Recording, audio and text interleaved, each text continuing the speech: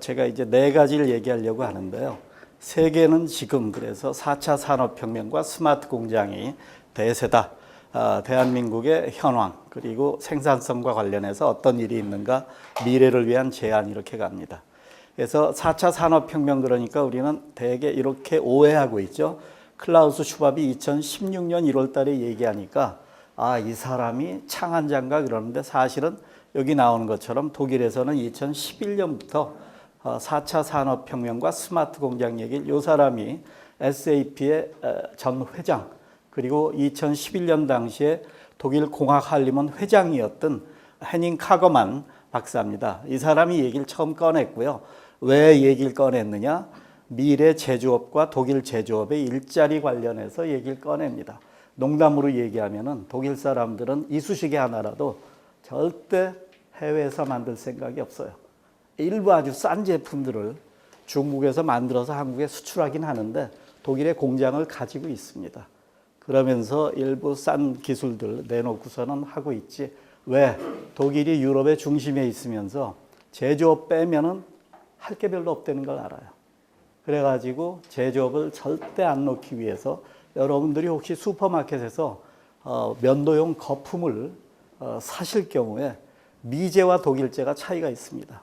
미제는 전 세계 어디서든지 만들어가지고 싱가포르든 뭐 어디 영국이든 어디서 만들어가지고 이제 한국에 파는데 독일제는 뒤를 보시면은 메이드 인 저머니로 되어 있는 경우들이 아마 거의 대부분일 겁니다. 이게 지금 우리나라가 지향해야 될 방향 중에 하나입니다. 그래서 이 그림은 아마 여러분들 딴 데서 많이 보셨을 텐데 저는 운이 좋게 이거 2013년에 이 장표를 처음 봤어요. 독일 교수가 지금 공학 한림원 회장인 사람이 발표할 때 그 세션에 가서 이거 발표하는 걸 한번 들었었고요. 그 당시에 지금 슈퍼티어터라는 스투트가르트 대학의 교수였는데 이 얘기를 꺼내면서 야 이런 얘기 해도 되겠느냐 하고 조심스럽게 2013년 당시에는 얘기했던 기억이 납니다. 아무튼 뭐 이럴 수도 있겠다 하는데 이 사람들이 문제를 정확히 파악하고 있다는 기분이 드는 게요. 우리는 산업혁명 그러면은 전기기관만 알고 있는데 이 그림을 잘 보시면은 위빙 머신입니다. 이게 기계적 위빙 머신이 만들어져 가지고 카네기 가족이 망하게 된 스코틀랜드에서 직기 짜다가 요 장본 기술이 이때 만들어졌고요. 여기 나오는 게 이제 2차 산업혁명에 우리는 그냥 뭐 전기혁명이다 어쩌고 이렇게 알고 있는데 정확하게 어셈블리 라인을 얘기합니다. 포드 자동차에. 그 다음 이제 3차, 4차는 역사학자들도 이걸 동의하지 않는 내용입니다. 어떻게 될지는 모르겠다 이러는 건데 뭐 자동화에 관련된 프로그래머블 컨트롤러 1969년에 처음 만들어진 기술이죠. 소프트웨어로 자동화를 하겠다 하는 부분이고 스마트 팩토리 그러면서 뭐 무슨 복잡한 얘기를 하는데 사이버 피지컬 시스템 별건 아니고요. 사이버 월드와 피지컬 월드가 이제 합쳐지는 융합되는 시대가 된다. 사이버 월드 어렵게 생각하실 거 없습니다. 컴퓨터를 얘기하는 겁니다. 사이버. 여러분들이 저기 보시는 이 제품이 컴퓨터로 이미 설계가 돼 있던 겁니다. 그걸 이제 디지털 트윈이라고 하죠. 컴퓨터로 디자이너들이 설계하고 실제로 피지컬리 물건이 몇 달 뒤에는 만들어져 나오는 거죠. 얼마에 수명도 얼마쯤 갈 건지도 다 예측이 되고요. 아무튼 스마트 공장에 대해서 제조업 분야에서는 사실 2014년부터 얘기를 했고요. 2015년경에 그때 산자부 이관섭 차관이 저희들 불러가지고 전문가들한테 독일에서 지금 스마트 공장 4차 산업혁명 얘기를 하는데 우리 중소중견기업들은 어떻습니까? 사실 중기청에서 열심히 하려고 했지만 그때 제가 중기청이 2002년부터 도와주고 있었는데 자동화나 뭐 정보화 이런 쪽 도와주고 있었는데 참 저희는 옆에서 도와만 주는 입장이었는데 그때 도와준 게 15년간 쌓여 있었는데 가보니까 안 쓰는 경우들이 한 70-80% 돼요. 왜 그랬을까? 이게 오늘 얘기하려는 거에 주된 부분들입니다. 아무튼 제가 이제 질문 받았을 때 더 잘할 수 있을까요? 제가 아주 정말 과감한 얘기를 했어요. 한 게 없다고 생각합니다. 그때 시작도 안 했습니다. 어떤 의미에서 그랬을까요? 그걸 이제 오늘 얘기 드리려고 합니다. 스마트 공장 안에 사람이 스마트하면 스마트 공장이냐? 이것도 맞는 얘기입니다. 중국보다 잘하면 스마트 공장이 이것도 맞는 얘기입니다. 제 생각엔 생산성이 높고 유연성이 높고 환경 친화적인 생산을 하면 스마트 공장이냐? 예, 이게 진짜 스마트 공장입니다. 독일 사람들이 얘기하는 여기 요 이상한 말이 하나 있죠. 유연성이 높다. 제가 그 새로 이제 정부 이제 뭐 장관들이 올 때마다 스마트 공장하면 이거 고용이 주는 거 아니에요? 그러면서 예산을 잘 안 줘요. 2015년부터. 추경으로만 조금 주다가 2017년부터 16년부터는 이제 조금 제대로 알기 시작했죠.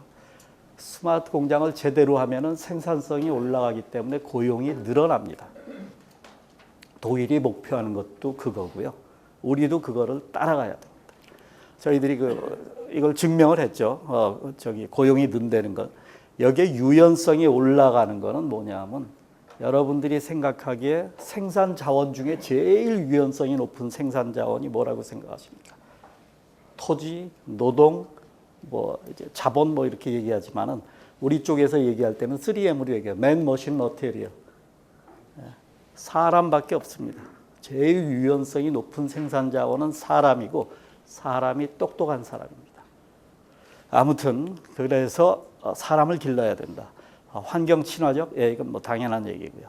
무인 자동화 공장이 아니고 제가 얘기하는 자동화는 적정 자동화입니다.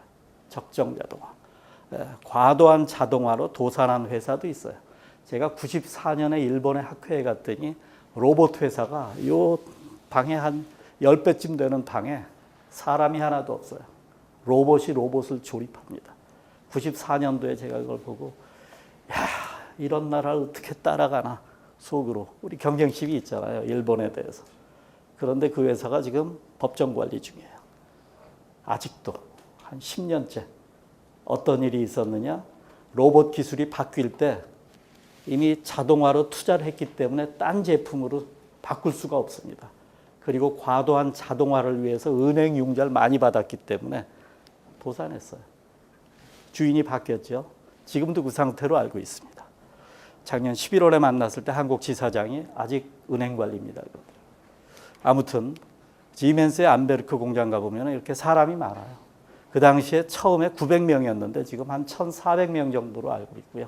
고용 인원이 늘었고 적정 자동화를 통해서 경쟁력을 굉장히 유지한다. 아무튼 산업혁명을 그냥 산업혁명으로 알고 있지만 사실은 산업혁명기라고 얘기해야 되고요. 한 70년 동안 지속이 됐습니다. 2차 산업혁명기도 한 40년 동안, 45년 동안 언제까지? 1차 대전 전까지를 이제 2차 산업혁명기, 강철 제조, 전기, 많은 분들은 알죠. 토인비 교수가 얘기해서 산업혁명이란 단어가 만들어졌기 때문에 우리들이 알고 있는 산업혁명의 아버지 제임스 와트는 산업혁명이란 단어를 모르고 죽었습니다. 아무튼 우리는 이쪽 뭐 계속 변화의 시대에 살고 있고요. 이런 식으로 영국 같은 경우에 1720년에 용광로가 있었고 1700년대에 영국의 모든 가정에 주물로 만든 식기들을 사용하고 있었어요. 다이비라는 사람이 유명한 사람입니다. 영국에서 1700년대에 새로 만든 주전자, 프라이팬, 난로 다 쓰고 있었다니까요. 아무튼 이런 게 다 제임스 와트는 이제 1780년경에 미국에서 거의 비슷한 시기에 갔고 이게 이제 풀리를 이용해 가지고 증기기관으로부터 동력을 얻어서 섬유 기계들이 다 같이 연결되어 있었기 때문에 영국이 세계를 눌렀고요. 이게 유럽 대륙으로 건너간 거는 프랑스하고 영국은 거의 비슷한 시기에 산업혁명이 진행되지만 독일만 해도 1850년경에야 산업혁명 아이디어들을 받아들이고 활용을 하기 시작합니다. 뒤진 거죠, 많이.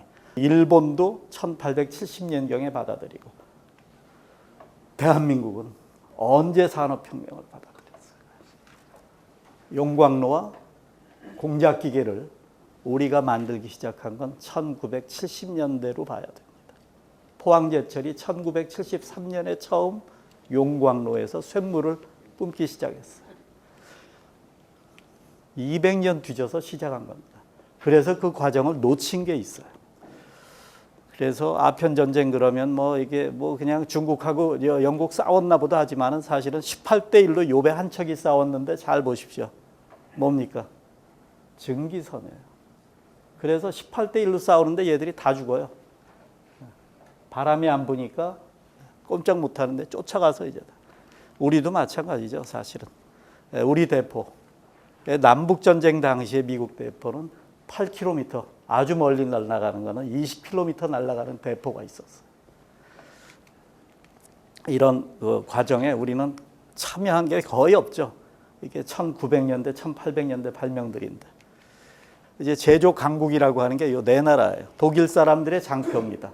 한국에 안 나와서 항의를 했더니 한국은 조금 다르다 그래서 빨간 색깔 칠해놨다. 우리가 5위거든요. 네.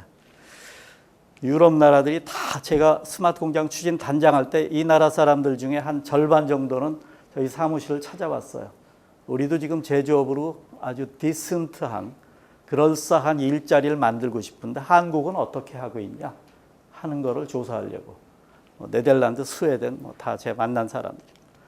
아무튼 이렇게 가고 있고요. 변화의 시대다. 모든 나라. 우버나 에어비앤비가 10년밖에 안 된 회사인데 그렇게 발전하고 있으니까 변화의 시대입니다.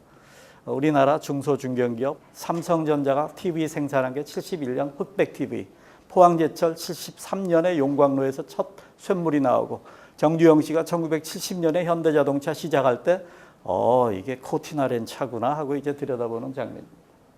1970년에 현대자동차의 모습이에요. 72년에 울산 현대조성소의 모습입니다. 여기서 여기까지 온 거는 기가 막힌 일이에요. 공학한림원에서 한 몇 달 전에 대한민국 산업발전 역사에 대해서 한 여러 사람이 한 2년 동안 애써가지고 히스토리를 적어놨는데 저는 남산 1호 터널을 건널 때 대한민국이 기술 수준이 이랬는데 참 컸다. 무슨 얘기냐면 토목공학 하신 분들은 알지만은 여기 토목 전공하신 분 계세요. 터널 만들 때는 일자로 뚫어야 돼요. 왜냐하면 배기가스가 가볍거나 무겁거나 해서 한쪽으로 빠져나가야 되니까. 우리 남산 1호 터널은 이렇게 뚫었습니다. 그래서 가운데 가스가 모이게 돼.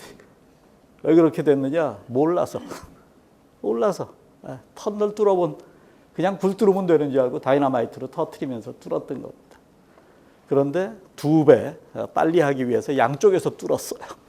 안 만나는 경우도 있답니다. 그래서 우리 토목과 교수한테 서울공대 토목과 교수한테 자문을 구해서 이제 뚫기 들어가는데 이분이 몇 달 동안 그냥 잠을 못 잤대요. 못 만날까 봐. 왜? 우리 측량 기술이 그렇게 허접했으니까. 그게 언제예요? 1970년입니다. 남산 1호 터널 뚫린 시기가. 왜 그런가? 일본 사람들이 조선 땅에다가 공과대학을 허가를 안 했어요. 언제까지? 2차 대전 발발할 때까지. 서울대학교에 이공학부가 처음 생긴 게 1941년입니다.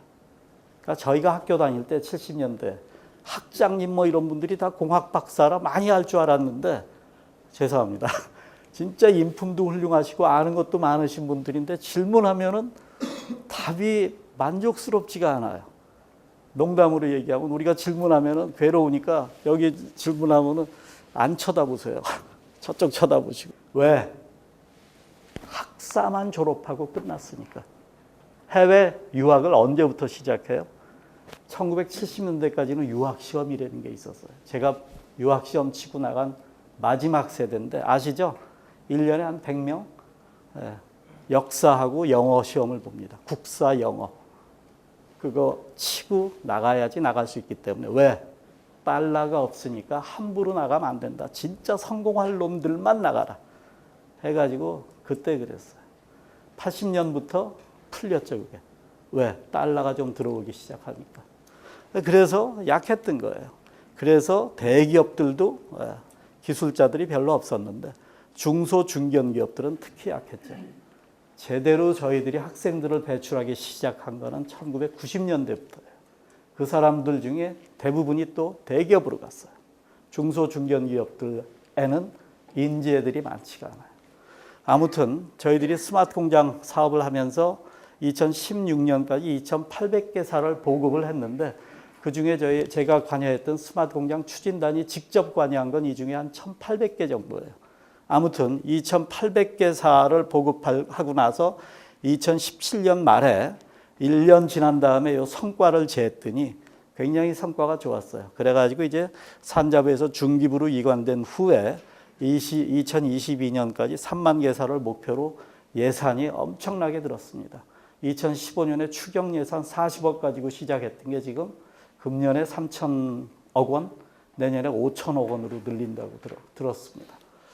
아무튼 이런 기술들을 씁니다. 이건 뭐 잘 관심이 많지 않으실 테니까 넘어가지만은 이런 기술들 뭐죠? 밑에 IoT라는 기술, 센서나 액추에이터 이런 현장 기술과 위쪽에 ERP라든가 이런 서플라이 체인이라든가 이런 관리 기술들을 같이 쓰면서 존재하는 기술은 다 활용을 합니다. 자동화, 정보화 쪽에. 그래서 비스마트, 이게 기초가 이제 1, 2단계로 지금은 바뀌어서 움직이고 있습니다. 중간 1, 2단계, 고도화해서 5단계로 나누고 있고요. 이게 대한민국의 대부분의 중소 중견기업들은 이것도 안 돼 있습니다. 커넥티드 되면 문제가 보이는데 디지털리 커넥티드입니다. 뭐에 대해서 프로세스, 설비, 사람 이게 다 연결이 돼야 됩니다. 그런데 대기업도요. 커넥티드가 안 돼 있는 경우들이 많아요. 수기로 돼 있는 품질 보고서들을 쓰고 있는 대기업 계열사들도 많습니다. 왜 그럴까요? 제가 현장에 공장장한테 물어요. 왜 그럽니까? 기술이 없어서 그런 건 절대 아닐 것 같은데. 현장이 싫어해서요. 관리가 안 되는 거예요. 관리가. 그러니까 현장에서 야, 인터넷 끄지 마라. 주간지 좀 봐야 되겠다. 저는 그쪽만 잘못이 있다고 보지 않아요. 적대 관계로 만들어진 거는 우리만 시작한 게 아니라 원래 포드 자동차에 그 어셈블리 라인이 있을 때 그 당시에 포드는 아닙니다. 포드 자동차는 아니지만 그 주변 회사들은 다 적대 관계가 엄청났어요. 아시는 것처럼 카네기나 뭐 이런 사람들이 사람 많이 죽게 만들었어요. 노사 관계가 안 좋아서 카네기만 해도 그 철강회사에서 100명 가까이 죽은 사건이 터지고 막 이런. 우리나라는 그래도 뭐 전태일 군 같은 그런 분들 뭐 한두 명 희생으로 끝났지만 노사 관계 안 좋은 상황에서 미국에선 많이 죽었어요. 아무튼 그 역사가 우리는 없었던 거고요. 우리가 스마트 공장하면서 대표 공장이라든가 데모 공장이라는 걸 해가지고 연결 단계도 안 되던 회사가 10개월도 안 된 기간에 최적화 근접한 요 전에 여기에 근접한 요 단계는 전 세계에 아직 없는 기술입니다. 5단계는.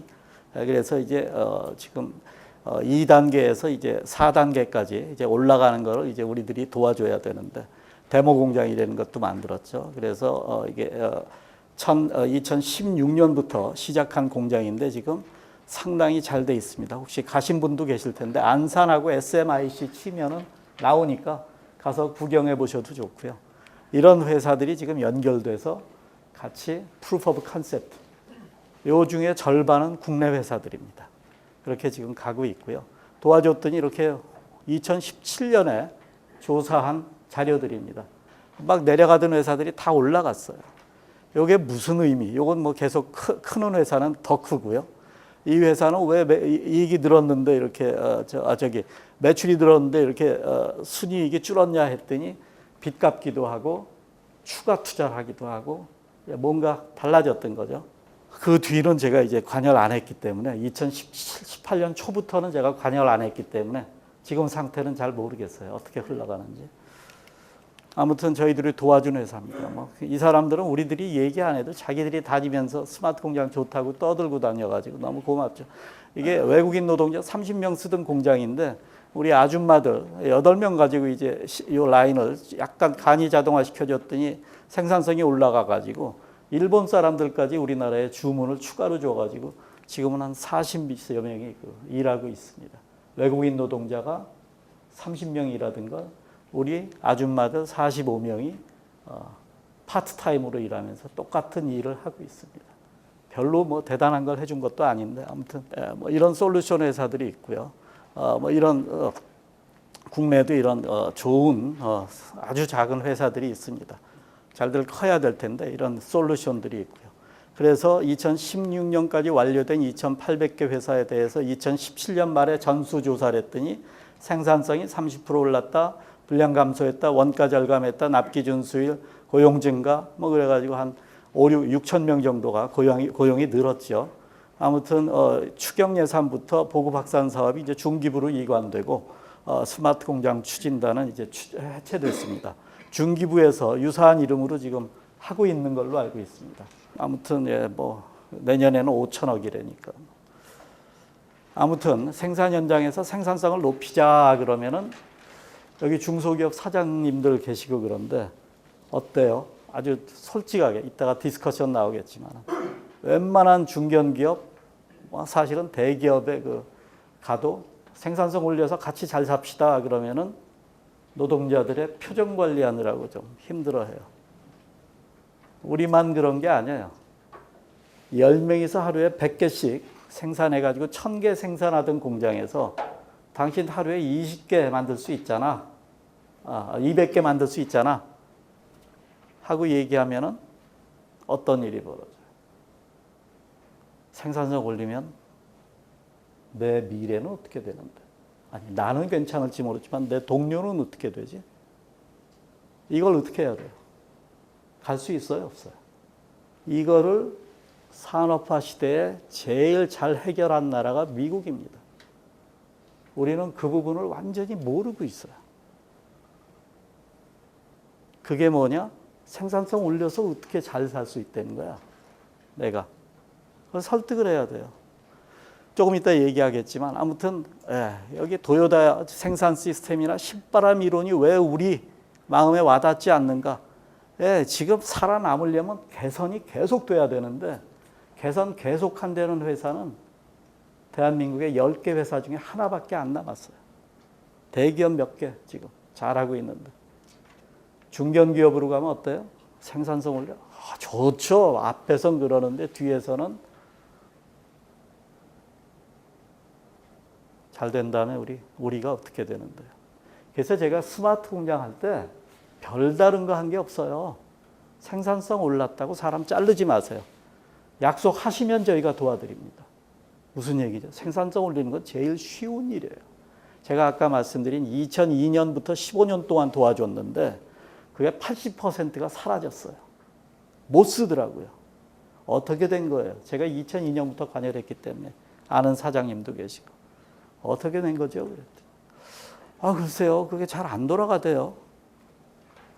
그래서 피드백을 받아야 돼요. 계속 해줬다고 끝나는 게 아니고 안 될 때는 왜 안 되는지 이런 겁니다. 정보화 하면 좋죠. 그런데 데이터를 현장에서 넣어줘야 돼요. 216이라고 넣어줘야 되는데 아니죠. 21.6이라고 넣어줘야 되는데 216이라고 넣어줬어요. 품질 데이터. 야, 이거 뭐 좀 빼먹었잖아. 빼먹었나요? 미안합니다. 전 지금도 몰라요. 실수로 빼먹은 건지 일부러 빼먹은 건지. 그래서 ERP 하다가 실패했다는 사람들이 수두룩해요. 예전에 돌아갔는데 잘 안 돌아가네요. 야, 우리를 잘라. 절반을 잘라. 이 자식이 나라 돈 받아가지고 이 짓을 해. 이 사람들이 가난하고 공부 안 했을지 몰라도 바보는 아니에요. 생산성 그래서 못 올려요. 그래서 약속을 하고 가야 돼요. 생산성 올라가면은 자르지 않고 공부시켜줄게. 그리고 우리 함께 가는 거야. 멀리 가려면 함께 가야 돼. 그거예요. 저는 기술은 아니까. 왜 안 돌아가는지도 알고. 그거 바꿔줬어요.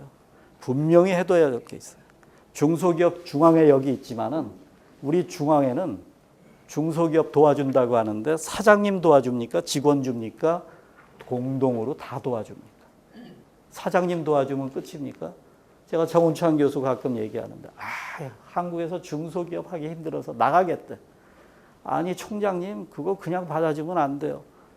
나가려면 여기서 같이 일했던 직원들은 어떻게 처리해주고 나가는데요. 나쁜 사람 아니에요? 같이 커놓고 자기만 나가면 그거 지적하셔야 됩니다.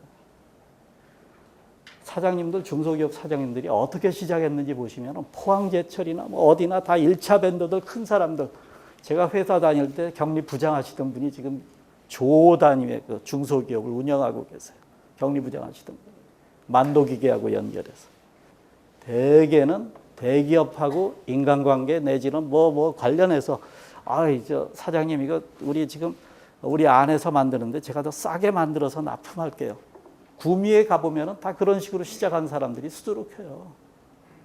그러니까 그런 회사들은 뭐예요? 사장님이 갑 중에 갑입니다. 야, 매출도 내가 하고 시작도 내가 하고 기술도 내가 알고 그런 가운데 우리가 지금 속이 약해요. 아무튼 이런 제조업이 발전해 온 과정에 우리들이 이제 10년대에 테일러 시스템과 포드 시스템을 거의 모른 채 지나왔다. 테일러가 얘기하기를 12년 5명 이상이 똑같은 일을 하고 있는 현장에서 제대로 일하는 현장을 30년 동안 본 적이 없다. 테일러에 대해서 혹시 아직 모르시는 분은 매니지먼트 컨설팅을 세계에서 제일 먼저 시작한 사람이 테일러입니다. 1890년경에요. 일 더 잘해봤자 적대. 일 더 잘하는 방법을 몰라서. 이게 이제 그런 거고요. 작업자와 경영자가 최선을 다해서 일하는 성과를 키우는 그런 시스템으로 가고 노조 지도자들이 최선의 이익을 다해 싸우고 있다고 생각하지만 결국 패배할 수밖에 없다. 생산성을 올려 파일을 나눠 가지는 쪽이 번창할 것이다. 그러면서 이게 언제? 일본의 도요다 생산 시스템의 지속적 개선의 아이디어를 일본이 시작하기 70년 전에 미국에서 시작한 겁니다. 지속적 개선. 그 사람 책을 보면 엄청난 일들이 많아요. T형 자동차 가격 850불이 나중에 340불까지 떨어져요. 여러분들이 주 5일 근무하니까 굉장히 좋아하시죠? 이게 포드 자동차에서 세계에서 최초로 대기업으로는 유대인 기업이 조그만 게 하나 시작한 게 있지만 언제? 1926년에 주 5일 근무를 시작했어요. 야, 하루 일당 $5니까 일주일에 금요일 거만 좀 저축을 해봐. 그러면은 2년 저축하면은 네 차가 생겨. 이 차가 내게 된다고요? 1910년경에는 혁신적인 사상입니다. 자가용 가진다고 노동자가 내가 만들기만 하는 게 아니라 그래 진짜 가졌어요. 그 다음에 야 토요일 날 하루 쉬면 어때? 먹고 살만 하잖아. 좋죠. 언제? 1926년에. 일본이 언제? 1990년경에. 우리나라는 언제? 2005년경에. 맞죠? 2004년인가 아마. 미국은 우리보다 75년 전에 주 5일 근무를 누리고 있었어요. 아무튼 이걸 달성했고요. 우리나라 테일러 시스템 잘 연결이 안 됐고 사회 이게 그 사람 책에 나오는 얘기입니다. 노동자도 잘해야 되고 경영인도 잘해야 된다. 이런 것들이 다 가야 되고요. 저희들이 사장님 설득해서 생산성 올리는 건 쉽습니다. 함께 가십시오. 특히 그래서 시스템으로 가야 되고 모든 게 다 임명시하고 지금도 마찬가지예요. 반복되는 거는 테일러가 얘기합니다. 시스템이 존재하지 않는 데는 증거다. 테일러 얘기 쭉 있지만 여러분들이 나중에 책을 보시면 되고요. 이 사람은 재밌어요. 나는 노동자들의 진실한 친구다. 내가 여러분들 못 살게 하려는 거 아니다. 지금 이 자리에서 혹시 일이 적성에 안 맞는 사람 딴 데로 옮겨주겠다. 그런 스토리로 쫙 돼 있고요. 이런 거 가지치기 2차 대전에서 승리하는 데는 이 같은 경영 컨설팅 아이디어들이 엄청나게 작용을 해가지고요. 우리나라는 제임스 와트, 토마스 에디슨, 헨리 포드 공통점이 이 앞부분을 다 해본 사람들입니다. 필요성을 느끼고 헨리 포드만 해도 엔진을 자기가 주물을 부어서 만들어서 엔진을 만들었어요. 우리나라는 이 앞부분 해본 사람들이 별로 없어요. 우리 중소기업으로 가도. 이 부분은 돈을 써줘야 되고. 아무튼 이게 약하고요. 추진단이 적합한 지원을 자동화든 정보화든 이렇게 올랐고요. 이렇게 얘기해 줬고 스마트 공장 예산이 드는 건 좋은 일인데 디지털 과정으로 가기 위해서 해줘야 될 일들이 있는데 problem identified is half solved. 이게 문제라는 걸 아직 모르는 사람들이 많고요. 대한민국 중소 중견기업 무지 취약합니다. 일본의 경우에 지금 1조 원이 넘는 회사가 70개 가까이 되는 걸로 알고 있어요. 화학 분야에만. 한국 잘난 척하지 마라. 저희 서울공대 교수들이 축적의 시간에서 얘기했어요. 우리 되게 취약하다. 잘난 척하지 마라. 저희들이 80년대 유학 가서 겨우 따라간 거예요. 죽어라고 공부했습니다. 진짜. 성적 잘 따려고 뭐 기말고사 때는 제가 하루에 한 2시간 잔 것 같아요. 일주일 동안. 간신히 이렇게 와가지고 따라간 거고요. 일본 사람들은 언제부터? 1870년대부터 해왔어요. 우린 1970년에 갔고 기술도 약하고 경영도 약해요. 이런 것도 스마트 이렇게 살아남아 있어야 미래의 희망이 있고요. 독일 공장 가보면은 별로 눈에 띄는 게 없지만 잘해요. 우리나라 공작기계 69년에 만든 공작기계고 이게 독일에서 89년, 1889년, 80년 전에 만든 공작기계인데 우리 기계공학 한 사람들이 보면은 바로 알아요. 야, 이거하고 수준 차이가 엄청나다. 매끈하잖아요, 주물이. 이게 모터도 안 달렸어요. 전기 모터도. 야, 이게 진짜 공작기계야? 그럼 이때는 벨트 가지고 움직였기도. 이거 벨트 거는 데가 여기야. 벨트 가지고 거는 기계가 이런데 우리가 지금 뭐 어디야? 일본, 뭐 독일. 야, 비슷하게 간 게 기적이다. 아무튼 우리나라 뭐 더 게다가 또 여기 기업하시는 분도 계시니까 웰페어 캐피탈리즘이라는 게 도입이 안 돼 있어요. 카네기가 그거 해줬는데 카네기가 뭐 했어요? 인생의 전반기는 나는 돈 버는데 투자를 했다. 그런데 내 삶이 진짜 가치 있는 삶이 되려면 내가 이 돈을 다 쓰고 죽어야 된다. 그게 카네기가 그래서 유명해진 거예요. 아까 보여줬던 노동자 중에 하나, 이 중에 하나가 카네기. 누군지 아시겠어요? 1848년에 카네기 13살 때 모습입니다. 주급으로 1달러 20센트를 받았는데 그렇게 행복할 수가 없었다. 아무튼 뭐 선진국, 아직 자유와 평등, 아직 우리가 약한 부분이 많고요. 세계는 넓고 할 일은 많다. 이게. 감사합니다.